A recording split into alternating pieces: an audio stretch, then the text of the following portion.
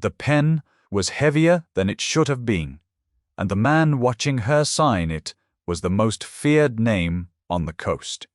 "There are two things this marriage will never give you," Corrado-Sano said, his voice pitched so low that only she could hear it. "A child, because I cannot father one, and my heart, because I buried that a long time ago. Sign, and everything else in the world is yours." Nerissa Wren looked at the contract, at the debt her dead father had left behind, at the single clause that promised her sister would be kept safe. She had known this man for 11 minutes. Every guest in the cold marble hall was watching to see whether the debt bride would weep or run. She did neither. She signed her name. She did not yet know that months from now she would stand in a locked room in his house, hiding a small white test that turned every word he had just spoken into a lie. The house was called Casavento, and it clung to the cliffs above the harbor city of Marenza as though it had grown out of the rock rather than been set upon it. Nerissa had seen it only once before the wedding, from the back of a car with darkened windows, and even then the place had frightened her more than the man who owned it. Its windows were tall and cold. Its gardens were beautiful in the way that a knife is beautiful. The sea below it never stopped moving, and the wind that gave the house its name came off that water and pressed against the stone all day and all night, so that the whole estate seemed to be holding its breath. People spoke about Corrado-Sano the way other people spoke about weather that had already ruined them. They lowered their voices before they said his name, even inside their own homes, as if the walls of Marenza belonged to him too. He had inherited the family when he was very young and had held it through years that had thinned the ranks of older, harder men. He did not shout. That was the thing Nerissa noticed first and could not stop noticing. Rooms did not grow louder when he entered them. They grew quiet. Conversations folded themselves closed. Men who were dangerous in their own right arranged their faces into calm and kept their hands where he could see them. He moved through his own wedding the way a tide moves, without hurry, certain that everything would arrange itself around him because everything always had. The marriage had not been his idea. Nerissa understood that much before the ceremony ended. It had been arranged by the only person in the house who did not lower her voice for anyone, and that was Ottavia Sano, Corrado's grandmother, a small upright woman in grey, who had buried a husband and 2 sons, and had decided, with the flat certainty of someone who had run out of patience for grief, that the family needed the appearance of a future. A wife, a settled house, a name that could stand in a doorway and look ordinary. Ottavia had chosen Nerissa the way a careful buyer chooses a plain, sturdy thing, and she watched the new bride now from across the hall with pale eyes that missed nothing and forgave less. There was a woman there who had expected to stand where Nerissa was standing. Her name was Ludovica Renzi, and she wore a gown the color of deep water and a smile that never reached higher than her mouth. She had grown up in these rooms. She had, everyone seemed to know, without anyone saying it, waited a long time for Corrado to look at her the way a man looks at a wife, and he never had, and now a stranger with a dead father and a borrowed dress had taken the only title Ludovica had ever wanted. She crossed the hall and touched Nerissa's arm with 2 cold fingers and said, in a voice designed to carry, that the dress was very brave, and that she did so hope the poor thing would not find the house too large to manage. Nerissa felt the old thing happen inside her at once. Her hands went cold. The words she needed slid out of reach. She heard herself say she was sorry, though she had done nothing to be sorry for, and Ludovica smiled as if that apology were exactly the gift she had come to collect. That was Nerissa's oldest wound and her clearest signal, though no one in the house had learned to read it yet. When she believed that someone was waiting for her to fail, her thoughts scattered and her tongue betrayed her, and she apologized for the air she stood in. She had been taught that. Her father had taught it, and a man named Warwick Thorne, who had once promised to marry her and had left the week the debt came to light, had finished the lesson. But there was another Nerissa underneath the frightened one, and that Nerissa did not stammer or apologize at all. That Nerissa came out only when something in front of her was hurting and needed hands that did not shake. She met that other self for the first time in the Sarno house on her wedding night, though not in the way anyone would have guessed. She was being led down a long corridor toward rooms she had never seen when she passed an open door and stopped without deciding to. Inside, in the blue light of a single lamp, a small girl sat on the floor between the bed and the wall, knees drawn up, staring at nothing. She could not have been more than 6 years old. A woman in a nurse's cardigan stood over her with a plate of untouched food and a face full of exhausted anger, saying the child was impossible, that she would not eat, that she would not speak, that she bit and scratched anyone who tried to move her, and that no one in this house had the first idea what to do with her. The girl did not look impossible to Nerissa. The girl looked like grief wearing the shape of a child. "Whose daughter is she?" Nerissa asked quietly. The woman leading her stiffened and lowered her own voice the way everyone in that house lowered their voice. "She was the master's brother's child," she said. "Both parents gone, this last winter. The master is her guardian now." She hesitated, then added the thing that made Nerissa's chest go tight. "He provides everything for her. He simply cannot bring himself to go into that room." In the days that followed her wedding, Nerissa learned that a marriage could be a kind of solitude with excellent food. Corrado Sarno was courteous to her and absent from her. He left before she woke and returned after she had eaten, and when they did share a room, it was always with other people in it, so that the space between them stayed formal and safe. He never raised his voice to her. He never came near her at all. She understood, in a distant way, that this was mercy of a sort, that a colder man might have demanded a wife's obedience in every room of the house, and that Corrado had built a wall down the middle of the marriage and left her the larger, quieter half. But mercy, that keeps its distance, can feel a great deal like being disappeared, and Nerissa had spent 14 years being slowly disappeared by other people, and she knew the difference between peace and absence in her body before she knew it in her mind. So she did what she had always done in houses that did not want her. She watched, and she was useful when no one was looking. She learned the staff by name within a week, which no bride before her was said to have bothered doing. She learned which of the kitchen women had a bad wrist and could not lift the copper pots, and quietly moved the copper pots to a lower shelf. She learned that Marek, the broad, silent man who drove Corrado and never seemed to sleep, took his coffee standing in the cold by the garages because he did not feel he was permitted to sit in the warm rooms, and she began leaving a covered cup for him on the ledge by the door, and never mentioned it, and neither did he. She learned the house the way she had once learned a hospital ward, which was the only place in her life where she had ever felt truly capable before the debt and the shame had closed that door too, but mostly she watched the child. Her name was Pia. Nerissa learned that much from the cook. Pia Sarno, 6 years old, orphaned in the winter, kept in a bright, well-appointed room at the far end of the family wing, with a rotating series of nurses, who each lasted a little less time than the one before. The household spoke of her the way the whole of Nerissa's own life had spoken of Nerissa. Difficult, impossible, a problem that food and toys and firm handling had failed to solve. She did not speak. She had not spoken since the winter. She refused to eat at the table and ate almost nothing anywhere else.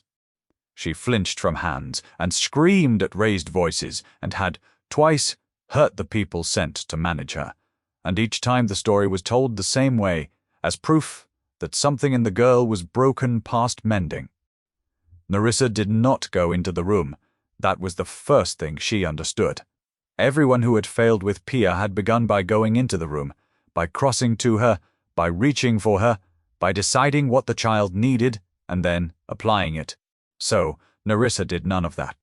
She simply began to be near the open door at the same hour each afternoon, sitting on the floor of the corridor with her back against the wall, folding the house linens because someone had to fold them and no one had told her she could not fold them there. She did not look at the child. She hummed, very quietly, a plain tune with only a few notes. the one her own mother had hummed in a kitchen a long time ago. And she talked, not to Pia, but to the linens in the low, even voice she used to use on the ward when a frightened patient needed to hear that the world was ordinary and would go on being ordinary. She said that the grey towels dried faster than the white ones. She said that the wind off the sea smelled like rain. By evening, she said nothing that required an answer, and she asked for nothing at all. On the fourth afternoon, she heard the small sounds of a child moving closer to a doorway, and she did not turn her head. It was on the fifth afternoon that the household saw for the first time what Nerissa Wren actually was. There had been a crash from the family wing, and then the particular silence that follows a crash, and Nerissa reached the room a step behind the newest nurse, and half a step ahead of Octavia herself. Pia had knocked a heavy lamp from the table, and it lay broken across the floor, and the child stood pressed into the corner with her chest heaving and her small hands opening and closing, and the nurse was already saying the same words. She is doing it on purpose. She is impossible. Hold her arms before she cuts her feet. Do not hold her, Nerissa said. She did not stammer. She did not apologize. Everyone in the room turned to look at the debt bride who had not raised her voice above a murmur in 5 days, and found her looking only at the child, and something in her voice had changed so completely that even Octavia went still. She is not doing it on purpose, Nerissa said. Look at her hands. Look at how she is breathing. She is not defiant. She is terrified, and every single one of you is standing between her and the door. And from the doorway behind them, all in a voice like a cold current, Corrado Sano said, "And how would you know that?" Nerissa did not turn to face him. She had learned, in a single afternoon, on the floor of that corridor, that the moment she looked at the people watching her, the frightened Nerissa came back, and the useful one went away. So she kept her eyes on Pia and answered the most dangerous man on the coast without once looking at him. "Because I have seen it before," she said, "not in a child. In grown men who came back from bad places and could not sleep, and who broke things when a hand came at them too fast. Everyone called them dangerous too. They were not dangerous. They were waiting to be hurt, and they had decided to hurt first. The room did not move. The broken lamp lay in pieces of pale glass across the floor, and Pia stood in her corner with her back to the wall and her eyes going from face to face, from hand to hand, the way a cornered animal reads a room. And Nerissa watched the child read it and understood exactly what she was looking for. A way out, a hand she could refuse, a single person who was not going to decide her body for her. "Everyone step back toward the walls," Nerissa said. "Not out. She will not run at a room full of people, but step back and stop reaching for her." For a moment, no one obeyed, because no one in Casavento obeyed anyone but the man in the doorway. Then Corrado said one word quietly, and the word was, "Do it." And the room emptied toward its edges as though the tide had gone out. Nerissa lowered herself to the floor, a good distance from the child, well outside the reach of those small opening and closing hands, and she sat, and she made herself smaller than the 6-year-old in the corner. She did not speak to Pia. She began instead to gather the pieces of broken lamp within her own reach, slowly, without hurry, humming the same plain tune under her breath. She set the pieces in a neat row on the rug. She was aware of every person along the walls. She was aware of Ludovica in the doorway, with her arms folded and her mouth ready to be amused. She was aware most of all of Corrado, of the weight of his attention against the side of her face, like heat from a fire. She let all of it fall away. There was only the child and the pieces and the tune. "That was a very good throw," Nerissa said to the broken glass. "Not to Pia. I have wanted to throw that lamp since the day I arrived. It is an ugly lamp. Whoever chose it should be ashamed." Nothing. Then from the corner, the smallest sound, not a word, a breath, that caught and turned at the very end into something that was almost a laugh, quickly swallowed. Nerissa did not look up. She set another piece of glass in the row. "You do not have to come out," she said, still to the floor, still humming between the words. "You do not have to eat the food, or say anything, or let anyone touch you, not me either. If I reach for you, you may push my hand away, and I will put it back in my lap, and that will be the end of it. I promise you that. In this whole house, that is the one thing I can promise you is true." It was the first time anyone had offered Piasano a way to say no. Nerissa saw the exact instant the child understood it. The small chest slowed. The hands stopped opening and closing. Along the walls, the staff held their breath, and Ottavia's pale eyes narrowed, and Ludovica's amused mouth flattened into a line, and Corrado Sarno did not move at all. Nerissa held out one hand, palm up, resting on her own knee, and did not extend it any further than that. An offer, not a reach. "I am going to sit here," she said. "You can come and look at my hand if you want to. You can decide it is a stupid hand and go back to your corner. That is allowed." The clock somewhere in the house counted out a long minute. Then Pia came away from the wall. She did not run to Nerissa. She crossed the floor the way she read the room, one careful step at a time, watching for the trap, and when she reached the offered hand, she did not take it. She studied it. She put one small finger against Nerissa's palm, testing, ready to bolt, and Nerissa kept the hand perfectly still, and kept humming, and did not close her fingers. And after a moment, the child seemed to decide something enormous, and she sat down. Not in Nerissa's lap, beside her, shoulder against Nerissa's arm, close enough that Nerissa could feel her shaking. "There," Nerissa murmured. "See, you can say no, and the world does not end. Nobody in this house is going to make you disappear. Not while I am in it." She had not meant to say that last part aloud, and she felt, rather than saw, Corrado turn his head. The newest nurse recovered herself, and started forward with the plate, saying now that the child was calm, perhaps she would eat, and Pia's whole body went rigid against Nerissa's arm at the approaching hand, and Nerissa said without heat, "No, not you. Leave the plate and go." And such was the strangeness of the afternoon that the woman looked to Corrado, and Corrado, watching his wife and his brother's child sit together on the floor among the broken glass, said again, softly, "Do as she says."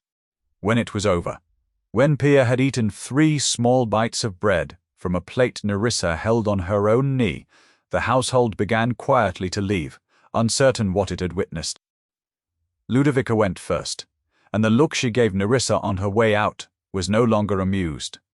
Ottavia went last of the guests, and paused in the doorway, and studied her grandson's wife for a long, cool moment before she said, to no one in particular, "Well," and left.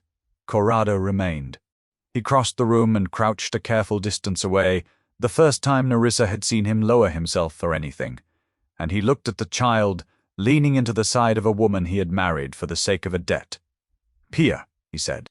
His voice was gentler than Nerissa had known it could be, and underneath the gentleness was something raw that he was working very hard to keep out of it. "It is late. Let one of the nurses take you to bed now." The child did not look at him. She turned her face into Nerissa's sleeve and gripped a fistful of the fabric and would not let go. Nerissa watched something move across the face of the most feared man on the coast, something that was there and gone almost too fast to name, and she realized with a small shock that it was grief, and beneath the grief a terrible, careful hope that he did not seem to believe he was allowed to feel. "She has not let anyone hold on to her since the winter," he said, very quietly, as if to himself. "Not one person, not once." "Maybe," Nerissa said, "nobody offered to let go." Corrado Sano looked at his wife, then truly looked at her, and for the length of a single breath the wall he had built down the middle of their marriage was not there at all. Then it came back, because walls like his always do, and he rose to his full height, and became again the man the whole city lowered its voice for. But Pia would not release Nerissa's sleeve. And when at last it was clear the child would sooner sleep on the floor of that room than be carried anywhere without her, Corrado stood in the doorway of a wing he had not been able to enter in months, looking at the two of them, and said the words that would undo every careful term of the contract Nerissa had signed on her wedding day, though neither of them knew it yet. "Then stay with her tonight," he said. "It seems you are the only one she will keep." And as Nerissa gathered the trembling child closer, and the lamp lay broken between them like something that had needed breaking, she felt the first thread of the thing that was going to ruin the safe, distant, loveless arrangement they had both agreed to, and she could not tell, in that moment, whether it was going to save her life or cost her it. Pia slept against Nerissa's side until the grey hour before dawn, one small fist still knotted in the sleeve she had claimed the night before, and when Nerissa woke, it was to the strange new weight of being needed by someone who had chosen her without being made to. She lay very still so as not to wake the child. Beyond the tall, cold window, the sea was turning from black to the color of pewter, and somewhere below in the house a door opened and shut, and she understood, without being told, that Corrado Sano had come to learn whether the impossible thing he had watched the night before had survived until morning. He stood in the doorway a long while before he spoke. He had not slept either. She could read it in the set of his shoulders and the shadows beneath his eyes, and she thought that a man who ran an entire coast on fear had lain awake all night over a child who would not let go of a stranger's sleeve. "She has never done that," he said at last, very low, so as not to wake the girl. "Slept through until morning. Not since they died." "She was not sleeping alone," Nerissa said. "That is all it is. She only needed to know that if she woke, someone would still be here who was not going to move her." Something crossed his face that she was beginning to recognize, the look of a man doing sums that never came out the way he wanted. He did not answer. He simply looked at the two of them for a moment more, and then withdrew. And Nerissa lay in the pale light and felt the terms of her marriage shift under her like sand. They went on shifting all that week. Pia would not be handled by the nurses. She would not eat unless Nerissa held the plate. She would not sleep unless Nerissa was in the room, and she trailed her new stepmother through the house from the moment she woke. A small, silent shadow with watchful eyes, so that within days there was no part of Casavento that belonged to Corrado alone anymore, because the child was always in it, and Nerissa was always where the child was. The wall he had built down the middle of the marriage did not fall. It was simply crossed, again and again, by a girl too young to know it was there. He would come to speak to Pia and find Nerissa. He would come to leave instructions with Nerissa and find that the only way through the child was to sit down on the floor beside them both. And so the most feared man on the coast began, slowly, to spend his evenings sitting on a nursery rug because it was the one place his brother's daughter would let him near. It was Ottavia who told her the truth of it, on a grey afternoon in the still room off the kitchens, in the flat voice of a woman who had decided the new wife had better understand the house she had married into. "You are wondering why he kept out of that room for a whole winter," the old woman said. "It was not a question. Why he pays for the best nurses in the country, and never once carries the child himself. You think him cold. He is not cold. He is afraid, and my grandson would rather be thought a monster than afraid." Nerissa said nothing, which Ottavia seemed to take as permission to go on. 7 years ago the family made a dangerous enemy, and one terrible night it all caught up with them at once, she said. The woman he was going to marry did not survive that night, and Corrado himself came very close to the same. By the time the doctors had done everything they could for him, they told him what it had cost him, and one of the things it had cost him was children. He will never father his own, not ever. They were certain, and he believed them, and he built the rest of his life on that certainty the way you would build a house on rock. She looked at Nerissa with her pale, unforgiving eyes. "So you see the arrangement I made for you.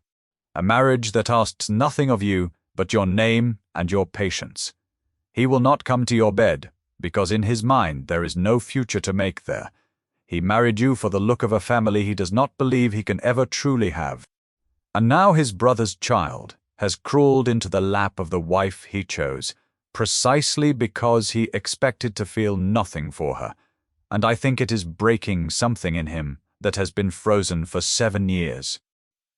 Nerissa looked through the doorway to where Corrado sat on the nursery floor, letting Pia stack wooden blocks into a tower against his knee, his hard, careful hands gentle as though the child were made of something that could shatter. And she understood that she had married a man who had taught himself never to want the one thing he was watching happen in front of him. That night he came to say goodnight to Pia and stayed, as he had begun to stay, and when the child had finally slept, he looked at Nerissa across the small warm room and said, in a voice, with all its power stripped out of it, "She should have a mother. She deserved one. I can give her everything except the 2 things that would have actually saved her." He stopped, as if he had said more than he meant to, and the wall came back into his eyes. But it came back a little slower this time, and Nerissa saw the gap before it closed, and she knew that whatever this marriage had been meant to be, it was already becoming something neither of them had signed for. Nerissa had learned very young that the safest thing to own was nothing, because anything that belonged to you could be taken away and used to prove that you had not deserved it. Her father had taught her that first.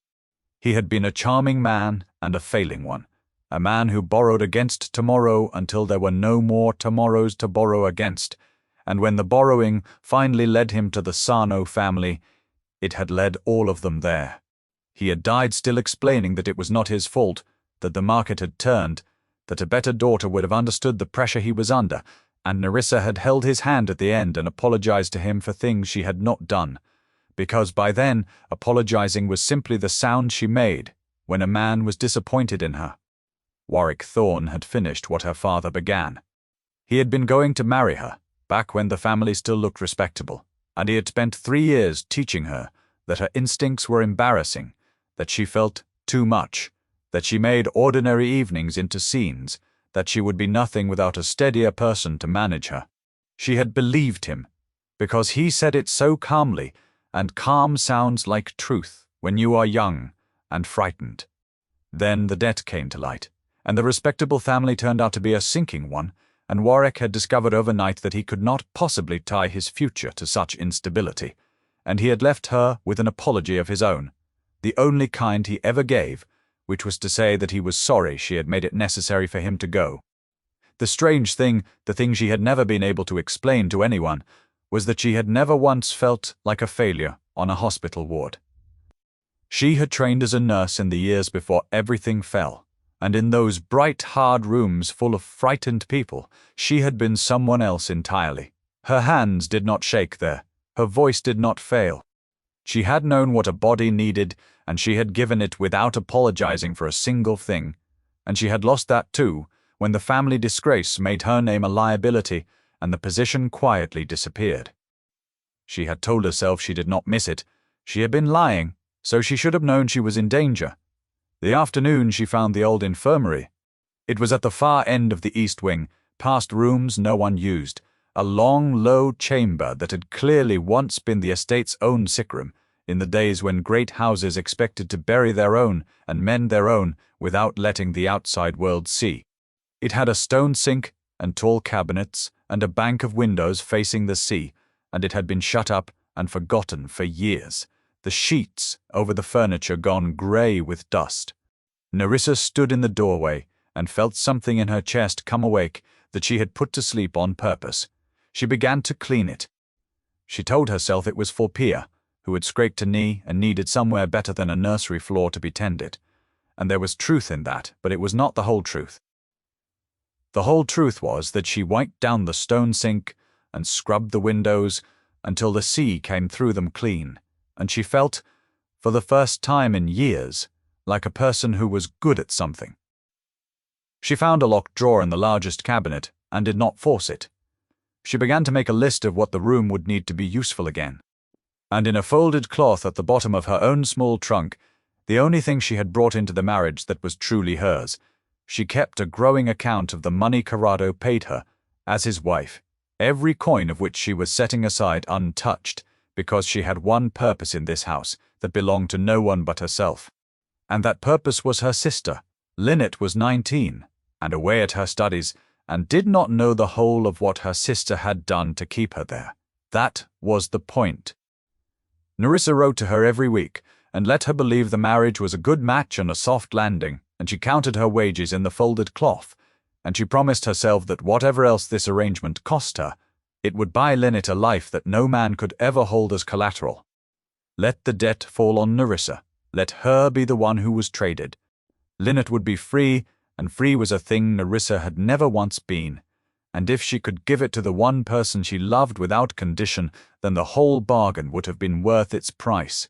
She was on her knees, scrubbing the last of the grime from the infirmary floor, sleeves pushed to the elbow, humming without noticing she was doing it, when a shadow fell across the wet stone, and she looked up and found Corrado Sarno standing in the doorway of the room she had claimed, without asking anyone's permission, watching her the way a man watches something he does not yet understand, and every muscle in her body braced for the voice that would tell her to put it all back. The voice did not come. Nerissa knelt on the wet floor with her heart going hard and fast and waited for it, waited for the calm, reasonable words that Warwick would have used, the ones that turned a small, good thing into evidence of how much she needed managing. What was she doing, crawling on a floor, like a servant, who had told her she could open rooms in his house? Did she have any idea how it looked?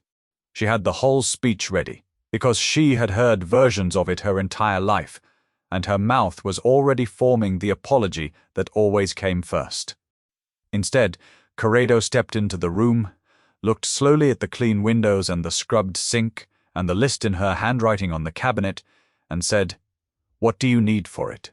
She stared at him. "What?" "The room," he said. "You are making it into something. What does it need?" It was such a simple question, and it undid her more completely than any cruelty could have. She heard herself begin to say that it was nothing, that she would put it back, that she was sorry, and then she stopped, because he was not looking at her the way people looked at her when they were waiting for her to fail. He was looking at the room the way she looked at it, as a problem with a solution. And he was asking her for the solution, as though she were the person most likely to have it. "A proper light over the sink," she said carefully, testing the ground under her. "A lock on the medicine cabinet, clean linen, a chair Pia can sit in when she is hurt without feeling trapped." She lifted her chin. "And I do not want it bought and delivered so that it becomes yours. If it is going to be a place I can actually use, I need to choose the things in it myself." She braced again, because she had just told the most powerful man on the coast that she would not take his money the way he wanted to give it. He was quiet for a moment. Then something moved at the corner of his mouth, that on any other man she would have called the beginning of respect. "Then choose them," he said. "Tell Marek what you want, and he will take you to buy it. Not deliver it, take you." He paused at the door on his way out and added without turning around, "You may lock the cabinet against everyone, myself included. It is your room." That was the beginning of it, though neither of them would have used that word. The evenings changed first. He had been coming to the nursery for Pia's sake, and now he began to stay past the child's bedtime, and Nerissa began, without quite deciding to keep back a portion of whatever the kitchen sent up, so that when he came there was something plain and warm for him to eat that had not been arranged by staff or served on the good plates. The first time she set a bowl in front of him, he looked at it as though it might be a trick. Men like Corrado Sarno were not given food by people who wanted nothing from them. He ate it anyway, and the next night he came a little earlier, and Nerissa told herself she kept the second bowl ready only because it was wasteful to send good food back down. He tried once to do it the way he knew how. A box arrived from the city, a coat of dark grey wool worth more than everything Nerissa owned put together, and she folded it back into its paper and gave it to Marek to return, and when Corrado asked her why, she said that a gift you could not refuse was not a gift. It was a leash with better stitching. He did not send the coat again. But 3 days later, a single reading lamp appeared over the infirmary sink, exactly the plain, useful kind she had described, with a note in his hard black hand that said only that it belonged to the room, and she could argue with the room about it. She kept the lamp, She understood dimly that he was learning a language he had never had reason to speak before, the language of giving a person something without taking anything from them in return, and that he was learning it clumsily and for her. She learned him too. She learned that he removed the heavy ring from his hand before he ate and set it beside his plate, and that his whole face was younger, without the weight of the thing on it.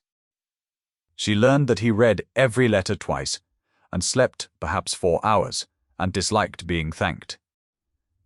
She learned that he watched her with Pia the way a starving man watches a lit window, and that the ache in it was the ache of a man who had been told he could never sit at that table, and she began to understand that the cruelest part of his certainty was not that he could not have children, but that he had trained himself for 7 years not to want to. One evening Pia fell asleep mid-sentence, which she had lately learned to make again, small broken sentences offered to Nerissa alone, and Corrado carried her to bed himself, the first time he had done it, and stood over the sleeping child for a long moment before he came back to the doorway where Nerissa waited. The house was quiet. The sea moved below. Pa-ha. He was close enough that she could see the exhaustion he never let anyone else see, and for a moment neither of them said anything, and the space between them was not a wall at all, but something much more dangerous, because it felt like a door. Then Marek's step sounded on the stair, quick and hard, the way a man moves when the news is bad, and he appeared at the end of the corridor with his face carefully blank, and said the words that broke the moment cleanly in two. "Forgive me," he said to Corrado, not looking at Nerissa at all. "The Renzi woman is downstairs. She says she has come with a message the family will want to hear tonight. She says it concerns the fact that you have no heir and who intends to do something about it." They went down together, which was its own small revolution, because Corrado Sano had never once descended a staircase to meet trouble with a woman at his shoulder. He had told her to stay with Pia, but Nerissa had spent her whole life being discussed in rooms she was not permitted to enter, and she discovered halfway down the stairs that her feet had decided the matter for her. Ludovica Renzi waited in the great cold hall with the ease of a woman who had grown up being welcome there. She looked at Nerissa on the stair and let her gaze travel slowly up and down, the way you price a thing you intend to say is cheap. "I did not think this was a conversation for the wife," she said. "Then you should not have made it one," Nerissa answered, and came the rest of the way down. Ludovica's smile thinned, but she turned to Corrado, because he was the one she had come for. The Bastiani family, she told him, was asking questions across the water. They had counted the years and done the same arithmetic everyone did about the Sarno line, and they had reached the conclusion that a house with no heir was a house with an ending already written into it, and men who believe a thing is ending will always try to be the ones who finish it. She delivered it as a warning offered in friendship. Nerissa watched her deliver it and understood that Ludovica was not warning Corrado at all. She was reminding him, in front of his barren decorative wife, of the one thing that wife could never give him, and offering herself, without a single word that could be quoted, as the woman who could.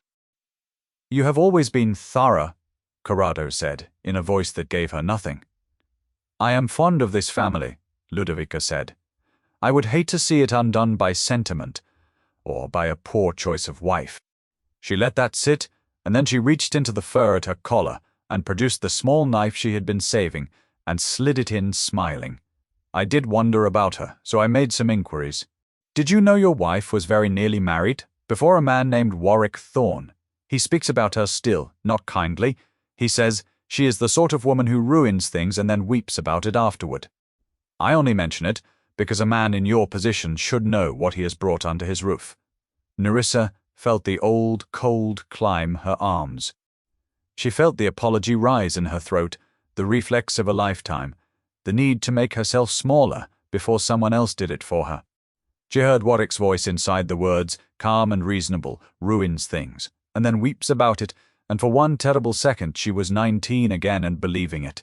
Then she looked at Ludovica Renzi and did not apologize. "He does say that," Nerissa agreed, and her voice did not shake. "He said it for 3 years. He said it so patiently that I believed him. And then I left, and every single thing he swore would fall apart without him. has managed perfectly well. She held the other woman's eyes. You came a long way to hand me a knife I stopped being afraid of some time ago. You should have checked whether it was still sharp. The hall was very quiet. Ludovica's face did something complicated and unlovely.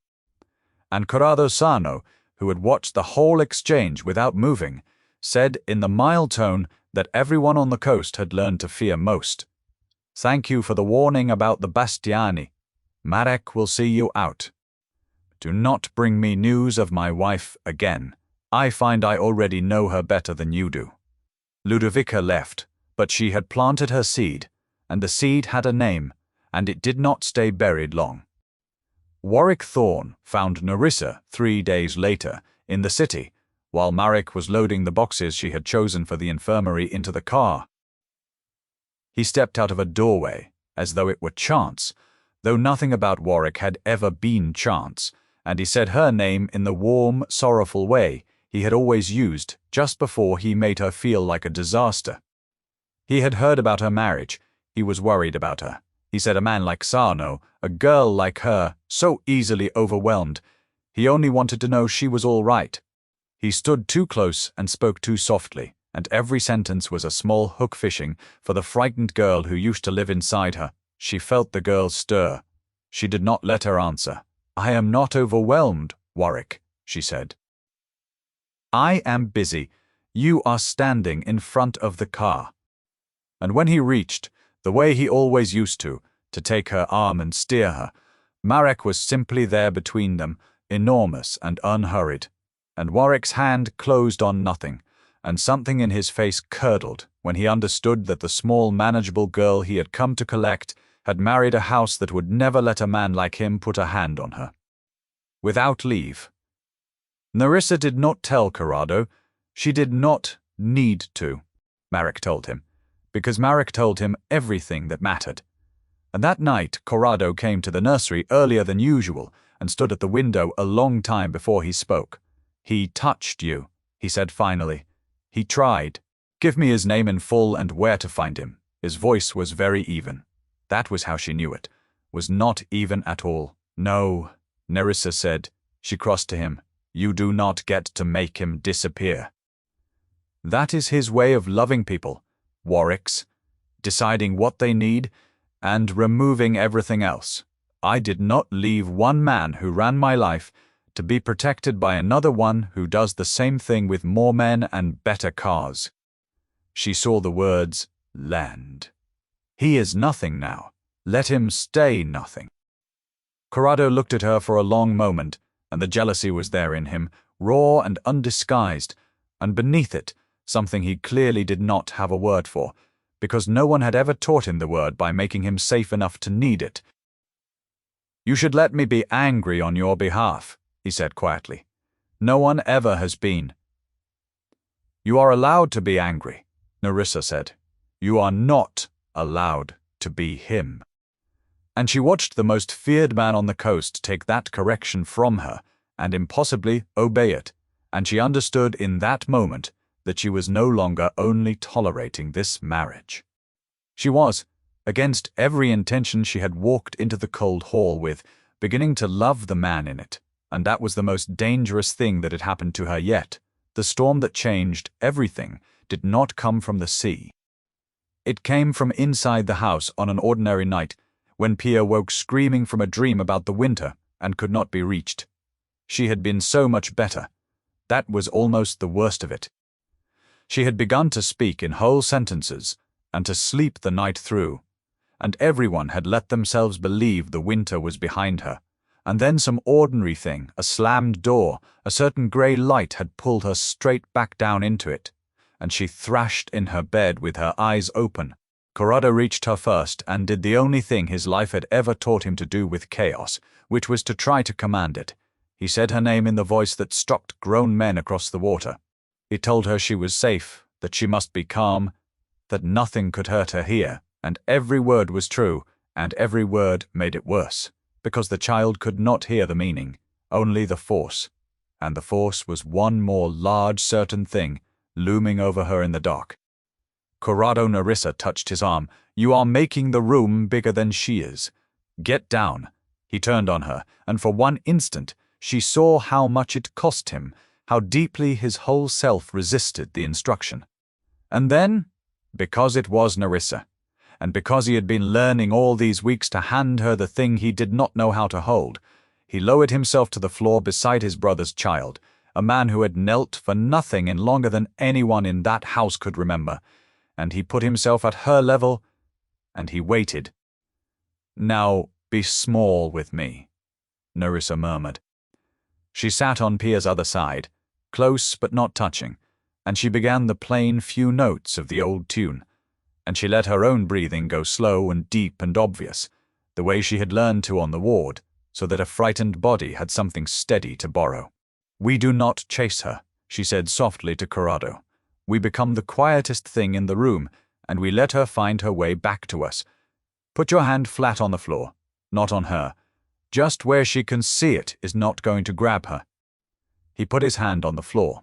His hand, the one an entire coast had learned to fear, and slowly, over long minutes measured in the child's ragged breathing, Pia came back. Her eyes found the room. Her thrashing gentled into shaking. And then she reached out, not for the woman who had taught her she was allowed to say no, but for the uncle who had knelt down into the dark to be small with her, and she fisted her hand in his shirt the way she had once fisted it in Nerissa's sleeve.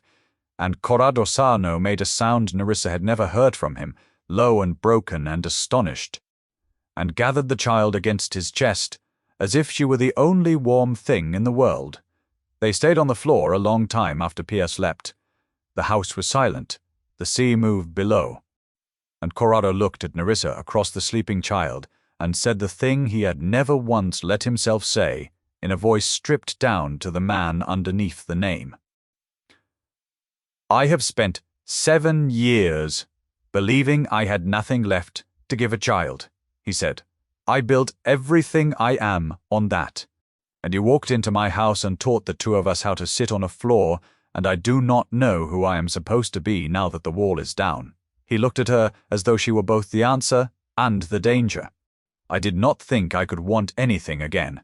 I want this. I want you. I have no right to, and I do not care." Nerissa should have remembered, in that moment, every reason to keep the wall standing. She remembered none of them. What happened between them that night was not written in any contract either of them had signed, and it did not belong to the debt, or the arrangement, or the house. And afterward, lying in the dark with the sea below, and the man beside her, breathing slow and easy for the first time since she had known him, she let herself believe for a few hours that a person like her was allowed to have arrived somewhere good.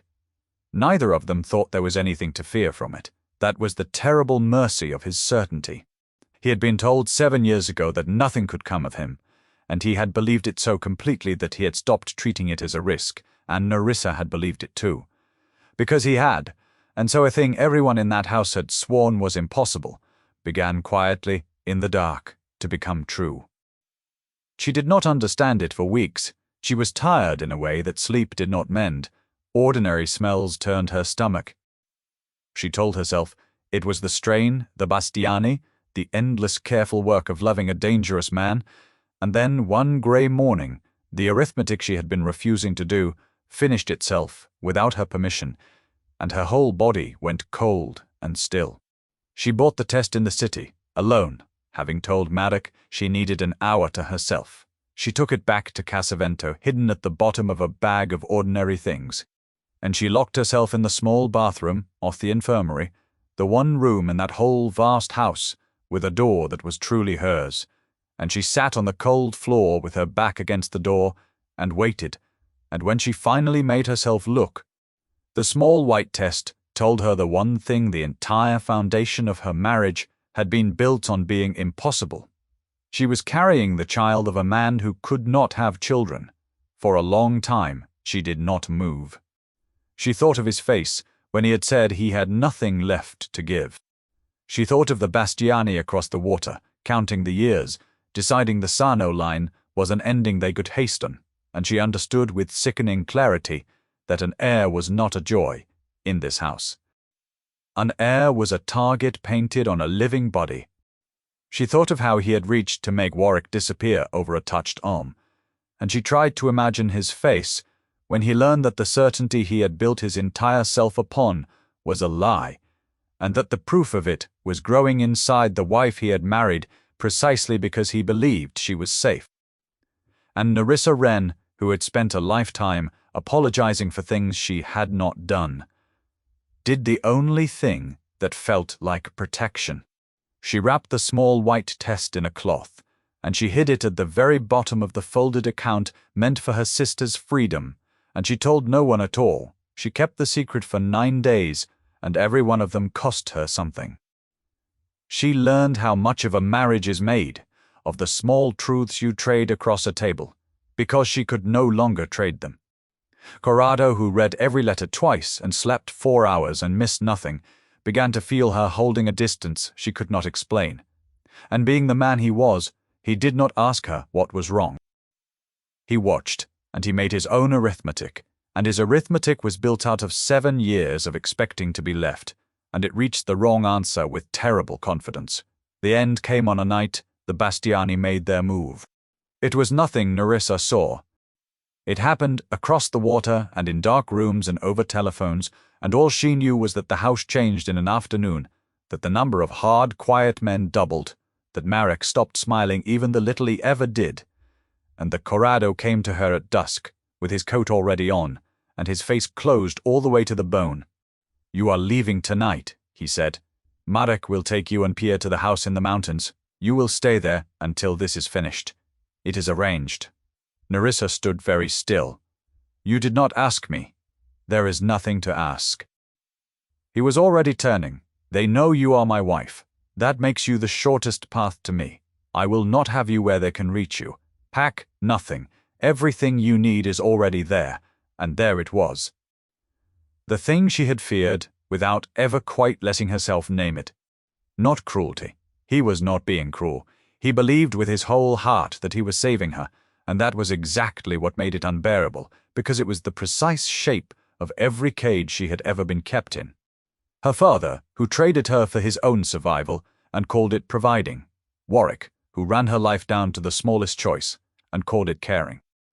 And now Corrado, moving her body from one place to another in the dark, without a single question, because his fear had decided her fear did not need consulting. "Stop," she said. "Look at me." He stopped. He looked at her.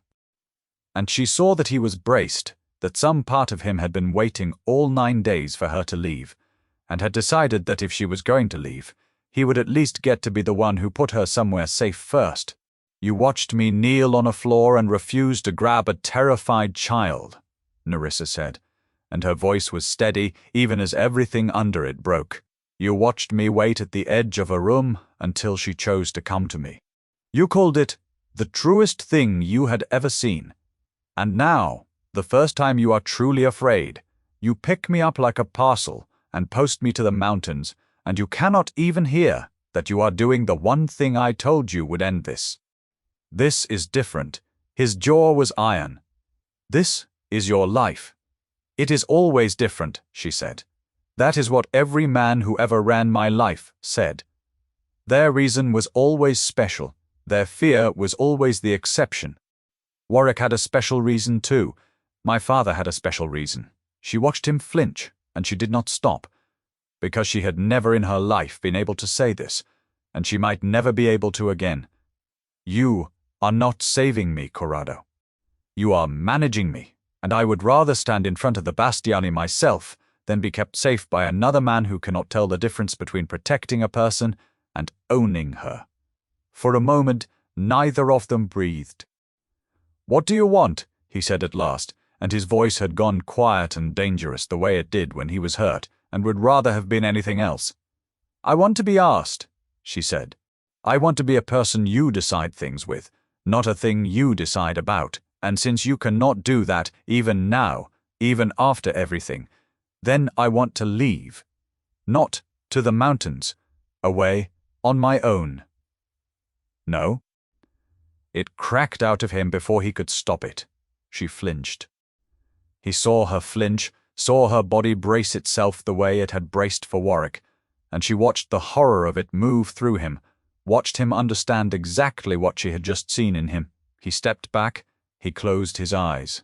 When he opened them, the command had gone out of the word, and what was left was only a man losing the one good thing that had ever wandered into his life. "I mean," he said, very low, "please do not."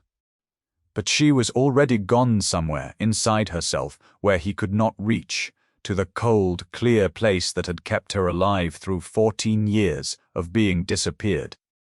She took off the ring he had put on her hand in the marble hall and set it on the table between them, not thrown, only set down, which was worse. "You will let me go with one driver," she said. "No guards. He leaves the moment I am somewhere of my own choosing. You will not have me followed, and you will not have me watched, and you will not decide, ever again, that my fear is less important than yours." And Corrado Sarno, who could have had every road on the coast closed with a word, who had never let anything he wanted walk out of a door in his life, looked at the ring on the table and the woman beyond it, and made the only choice that could have proven he had heard a single thing she said. "One driver," he said. "He leaves when you tell him to." She did not know, as she walked out of the house she had learned to love, that she carried out of it the one thing that would have made him tear the coast apart to keep her, and that she carried it in secret, precisely because she had learned, at last, that some things are only safe when no one is allowed to decide about them but you. She went to the one place in the world that was purely her own doing, which was the small flat she had been quietly renting for her sister near the university, 2 rooms above a bookshop that smelled of paper and rain. And when Lynette opened the door and saw her sister's face, she did not ask a single question. She simply pulled her inside and held her, and it was the first time in longer than Nerissa could remember that someone had held her without wanting anything back. She told Lynette everything within a week. All of it. The debt, and the marriage, and the child who had crawled into her lap, and the man who had knelt on a floor, and the small white test hidden at the bottom of a folded cloth. Lynette cried, and then she was fierce, the way only a younger sister protected too long can finally be fierce for the one who protected her, and she said that whatever Nerissa decided, she would not do it alone. Not this time. And Nerissa understood that the freedom she had bought her sister, with the whole of her own life, had grown into something that could now hold them both. She had spent so long being the one who carried. She had forgotten it was possible to be carried. She went back to work, because work was the room where her hands did not shake. Not for the family that had made her name a liability, but at a small clinic on the edge of the city that took the patients no one else wanted, the frightened and the poor and the ones who flinched from hands. And she found she was very good at exactly that. And the certification she had never been able to finish before was suddenly a thing she could reach for again. She was tired and she was sick most mornings, and she was, in a quiet, growing way she did not tell anyone, beginning to want the thing she carried, not as a target or a secret, but as her own. Corrado did not come. That was how she knew, more than anything he could have said, that something in him had truly changed. He sent one message, in the middle of the first week, delivered by Marek to the door and no further, in his own hard black hand. She read it standing on the stair with the smell of paper and rain around her. "I moved you like a parcel because I was afraid, and I told myself fear was the same as love. It is not. You taught me the difference on a nursery floor, and I forgot it the first time it was tested. The debt is gone. It was gone the day I understood what I had made you sign. Your sister is safe and will remain so, whatever you decide. And I have told no one where you are, and I will not. I will not use the child either. You should know she has stopped speaking again. I am not telling you that to move you. I am telling you because you loved her, and you have a right to know, and because I would rather lose you, honestly, than keep you with a wound. I will not come for myself again unless you ask me. That is the one promise I have ever made, that I am certain I can keep." She read it every night for a week. She did not answer. But she noticed with a strange ache that no black car ever idled at the end of the street, that no hard, quiet man ever appeared in the bookshop below, that for the first time since her father first borrowed against her future, no one was watching her at all, and that Corrado Sarno, who could not stop protecting people, had learned to protect her by leaving her alone, which was the only kind of protecting she had ever actually needed. She thought that would be the end of it. She was wrong, and the thing that undid her was the smallest thing of all. A letter came, forwarded through the clinic in an unsteady, round, childish hand that had been helped by an adult only enough to find the address. Inside was a single drawing. 3 figures on a nursery rug, one large and one middle-sized and one very small, and above them a sun with too many rays, and along the bottom, in letters that leaned and wobbled and had clearly cost enormous effort, 4 words: "Come home, please. Pia." Nerissa sat down on the bookshop stair, with the drawing in her hands, and understood 2 things at once. That the child had asked entirely on her own, in the only handwriting she owned, without anyone deciding it for her. And that Corrado had let the letter be sent, a man who could have used that grief as a hook any day for weeks, and had refused to, had chosen to let a 6-year-old speak for herself, even when it might cost him the thing he wanted most. She was on her feet before she had decided anything, one hand pressed flat and unthinking against the small curve she had told no one about, and she was reaching for her coat when the knock came at the door below, and she knew, the way she had known once before, whose step was on the stair before she ever saw his face. She opened the door, and Corrado Sarno stood on the landing with rain in his hair, and Pia's small hand held carefully in his, and he did not take a single step across the threshold. She would not eat, he said, before anything else, as if he needed her to know he had not come with a strategy. Inez could find nothing wrong. She stopped speaking, and then this morning she drew the 3 of us again, and wrote, "Come home" underneath it, and held it up to me, and would not put it down, and I would not keep telling her no on your behalf. So I brought her. That is the whole of it. She wanted her mother, and you are the only one she has ever chosen. He stopped. His voice, when it came again, had nothing left holding it up. I did not come to bring you back. I came because a child asked. Whatever you decide about me, decide it after. She needs you first. Pia let go of his hand and crossed the threshold and wrapped both arms around Nerissa's legs and held on the way she had held on among the broken glass, and Nerissa went down to her knees on the bookshop landing and gathered the child in and felt her own tears come without shame. And over the small dark head, she looked up at the man standing in the rain, who had not come inside because no one had told him he could. "Corrado," she said, "why are you standing in the hall?" "Because it is your door," he said simply. "I have walked into enough of your rooms without asking. I will not do it again, as long as I live." And there it was, the thing he had never been able to give her when it was easy, offered now when it was hard. And it undid the last of the wall she had been holding up between them. She reached one hand toward him. And as she did, her coat fell open, and the small, unmistakable curve she had carried out of his house in secret and grown in the smell of paper and rain was suddenly there in the light between them, impossible to explain and impossible to hide, and she watched Corrado Sarno's eyes find it and stop. He did not speak. He could not. She saw 7 years of certainty break apart behind his eyes, saw the thing he had built his whole life upon, a solid rock, reveal itself as only a wall after all, a wall that a single true thing had walked straight through. He looked at the swell of her, and then at her face, and then back again, and his mouth shaped a word that had no sound in it. "They told you they were certain," Nerissa said softly.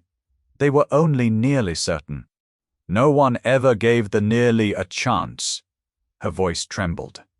"I hid it because an heir in your house is a target, and because I did not know what you would believe, and because for one whole day I was so afraid of what your fear would do that I could not bear to hand it to you. I am not sorry I protected it. I am only sorry I did not think you might have grown enough to be trusted with it." She lifted her chin, and the old reflex to apologize came, and she let it go past her without speaking it. "It is yours, Corrado. It was only ever going to be yours." For a moment the most feared man on the coast did not move at all. And then he came down, not across the threshold, but to his knees on the landing outside her door, level with her and level with the child between them, and he lifted one hand and held it in the air a careful distance from the curve of her palm, open, an offer and not a reach. The exact thing she had taught him on a floor among broken glass a lifetime ago. "May I?" he said. "Not a command, a question. The only one that had ever mattered." "Yes," she said, and she took his hand and laid it against the child they had been told could never exist, and Corrado-Sano bowed his head and wept, silently, the way a man weeps who was sure the world had nothing left to give him, and has just been proven wrong about everything. He did not ask her to come back. That was how she knew she could. In the days that followed he made no arrangements, moved none of her things, and closed no roads. He came to the bookshop when she asked, and left when she said. And the Bastiani, she learnt, had been undone, not with the bloodbath the whole coast expected, but with patience and leverage and a rival's own greed turned against him. Because somewhere in the last year, a woman had told a dangerous man that answering every threat with slaughter only proved that fear still owned him, and the dangerous man had, to everyone's astonishment, listened. Warwick Thorne had fed the Bastiani what he knew of her, it turned out, and Warwick Thorne had been handed to people who cared a great deal about such things, ruined, and quietly, and without a mark on him, which Nerissa found she could live with. When at last she agreed to come home, she came home on her own terms, and she spoke them plainly, and he wrote none of them down, because she no longer needed the paper. She would keep the clinic, she would finish the certification. The child growing in her would never be a target hidden behind walls, but a person raised in the light, and Pia would be raised beside it as a daughter and not a ward. And the marriage that had been forced upon her in a cold marble hall would end that same day, torn up so that whatever they built after would be a thing chosen and not a debt paid. Corrado brought the original contract himself, the one she had signed for the sake of a debt and a sister, and he did not set it on any floor or hand her any key. He put it into her hands whole, and he said, "You were forced to sign this. I want no part of you that was forced. Burn it, keep it, frame it. It binds you to nothing. Now the debt is ash either way. If you ever stand in a hall with me again, it will be because you walked there." And Nerissa took the contract that had bought her freedom by stealing it, and she fed it into the little stove in the flat above the bookshop, and watched the words that had made her a wife turn into nothing at all, so that she could become one on purpose. "I love you," Corrado said, watching the paper burn. "I loved you before I understood it, and I ran your life the first time I was frightened, and I would rather spend the rest of mine learning to ask than one more day pretending I could keep anything by holding it too tightly." "I love you too," Nerissa said. "I am not certain it will be easy. I have never wanted easy," he said. "I have only ever wanted true." The child was born in the spring, in the good clean light of the room Nerissa had reclaimed from dust, with the sea moving far below, and Ines Cardo's steady hands to catch him, and Linnet weeping happily in the doorway, and Pia pressed to Nerissa's side, refusing to be sent anywhere at all. They named him for no one. Nerissa had had enough of names that came with debts attached, and so they chose one that belonged only to him, and Corrado-Sano, who had run an entire coast on the certainty that he had nothing left to give, held his son against his chest and discovered that he had been wrong about the size of his own heart for 7 years. The house on the cliffs learned to be loud. That was the change everyone remarked on, the ones brave enough to remark on anything. Rooms no longer went quiet when Corrado entered them, because more often than not he entered them carrying a baby or chasing a small girl who shrieked with laughter down corridors that had once held only fear, and the hard, quiet men who guarded the walls grew used to stepping around toys, and Marek was caught, exactly once, asleep in a chair with the infant on his chest, and never quite lived it down. Octavia lived to hold her great-grandson, and she held him for a long time. And she looked at Nerissa over the small, sleeping face, with her pale, unforgiving eyes gone soft at last, and said only, "I chose better than I knew," which from Octavia was very nearly a symphony. Ludovica Renzi was not seen at Casavento again. She had wagered her whole future on a line that was supposed to be ending, and the line had refused to end, and there is no place at a full table for a woman who came only to inherit the empty seats. When their paths crossed once in the city, Ludovica looked at the child in Nerissa's arms and found she had nothing left to say, and Nerissa, who had once apologized to the air itself, simply wished her a good afternoon and walked on, which wounded her far more than any answer could have. Nerissa kept the clinic. It grew. She became known quietly as the person to bring the ones no one else could reach, the flinching and the frightened, and the ones who had been called difficult by everyone who had never once knelt down to their level, and she treated them all the same way she had treated a terrified child among broken glass, which was to offer her open hand and let them decide whether to take it. She never began with the place that hurt. She had learned a long time ago that this was true of animals and children and dangerous men and frightened women alike, and that it was in the end the only thing she had ever really known how to teach. On the first warm evening of that summer, she sat on the terrace above the sea, with the baby asleep against her, and Pia drawing suns with too many rays at her feet, and Corrado came out to find them, and stood a moment in the doorway, watching, the way he still sometimes did, as though he could not quite believe the room would let him in. And Nerissa looked up at the man she had been forced to marry, the man who could never have children, the man who had learned to ask, and she held out her open hand. "Are you coming in?" she said. "Or are you going to stand in the door all night?" He came, and he sat beside them, and he took the hand she offered. She had walked into his house a debt to be paid, a thing decided about, and a girl who apologized to the heir. She had walked back out of it on her own 2 feet, with the ring set quietly on a table. And it was only now, having been given every road out and taken none of them, that she understood the whole shape of what had happened to her. No one had forced her to stay, no one ever could again. She had been made a wife against her will, in a cold marble hall, and she had ended it, and she had chosen it, and the man who once could not tell, protecting from owning, had finally learned to leave every door open, which was the only reason on earth she never once wished to walk through them.